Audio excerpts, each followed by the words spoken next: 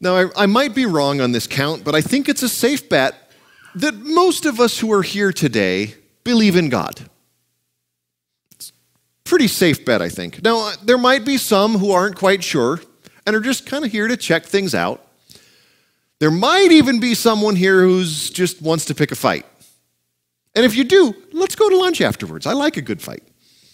But for most of you, I think it's safe to say you believe in God.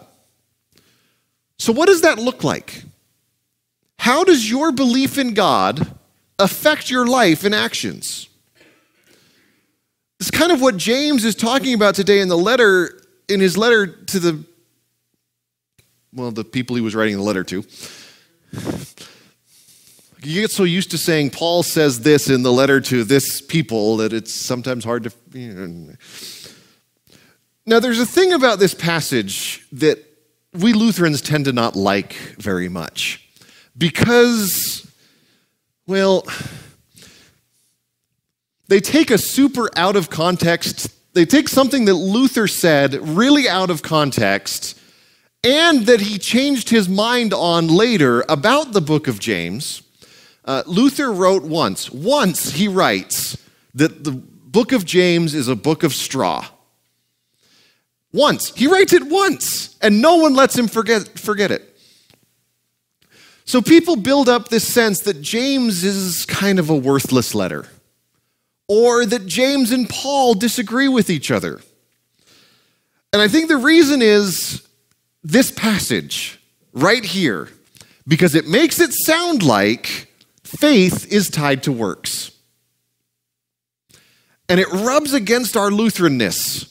Because isn't that the whole point? The whole point of Luther's Luther thing, I'm not going to call Luther's Luther thing Lutheranism because he didn't want it to be called Lutheranism, if you remember right. So the whole point of Luther's thing was that works didn't save you. The only work that saved you was the one that was done by Jesus on the cross. It's not up to us. All we have to do is believe. Well, see, there's a trouble. Because there's a couple different kinds of belief that kind of spring up in the Bible. And there's a kind of belief that is saving, and there's a kind of belief that isn't. So it's one thing to believe in God the same way that you believe that, say, Magic Johnson is the best basketball player to ever play the game. And I will fight you on that one if you disagree. Because Magic Johnson is the greatest basketball player to ever play the game. It's also another thing to believe that Star Trek II: The Wrath of Khan is the best of all of the Star Trek movies. I'll also fight you on that one if you disagree. But these beliefs are just that. They're just things that we think are true. There's not really anything else to them. Me believing that Magic Johnson is the greatest basketball player in the world affects my life not at all. The only time that it might affect my life is if I happen to come across someone who is a Bird fan, or a Jordan fan, or a LeBron James fan. But ordinarily, no big deal.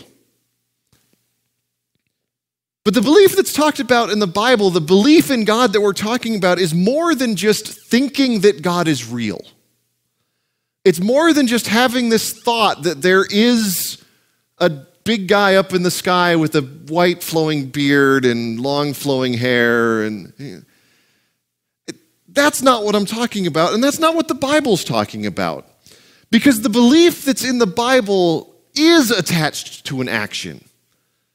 It's a kind of belief that does affect your life.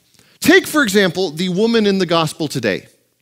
She believed that Jesus could heal her daughter. She believed this. Now, did she just sit at home and go, I believe that Jesus can heal my daughter, and then didn't do anything about it? No, her belief led her to fall at Jesus' feet and beg him to heal her daughter. She was so convinced that Jesus could heal her daughter that even when Jesus said he wouldn't, she kept up. This is about the only time in the Gospels where Jesus changes his mind, by the way. Jesus tells this woman, I'm not going to heal your daughter. And she says, in much cleverer terms, yes, you will.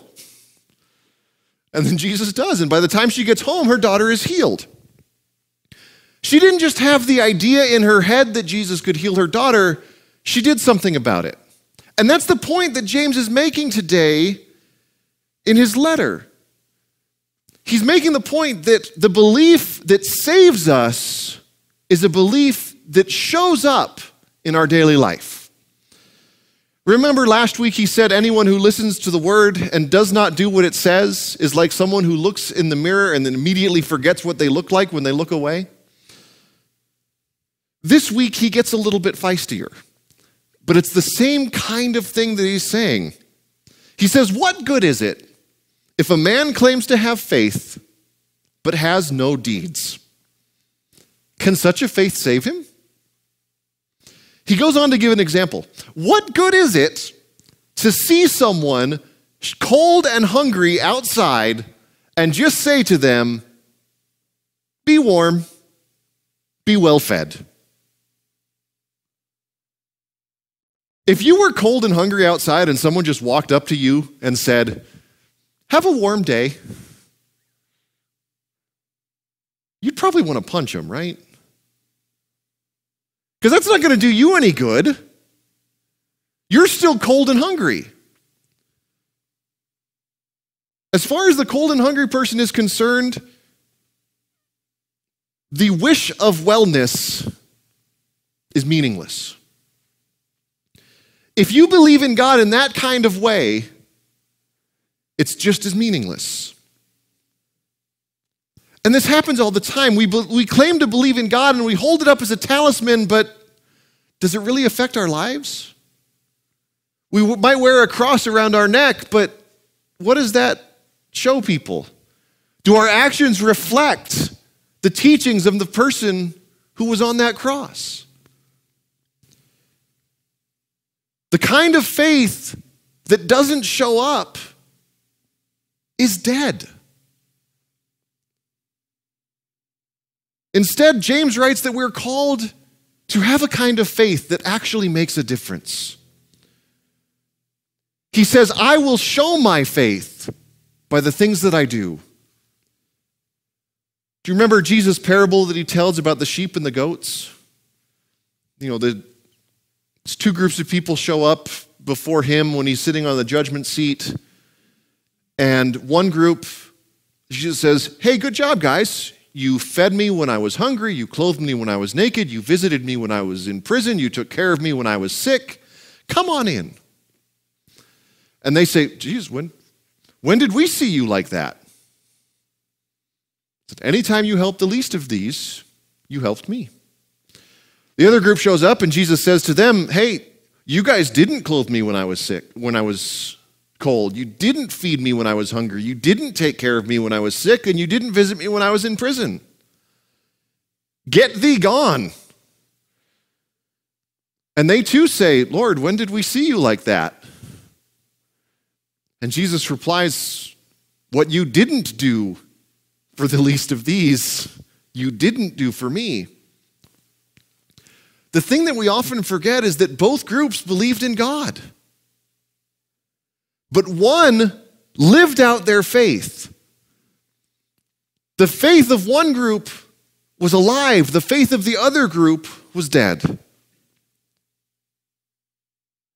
And it's through this kind of faith that God's kingdom comes into this world. It's through this kind of faith, a living faith, that the words of Isaiah 35 are played out. The dry places become damp and filled with water. Places that were ruined become new again. And God is present when that living faith shows up every day. And we act as the hands and feet of Jesus. James has one of my favorite lines in the Bible.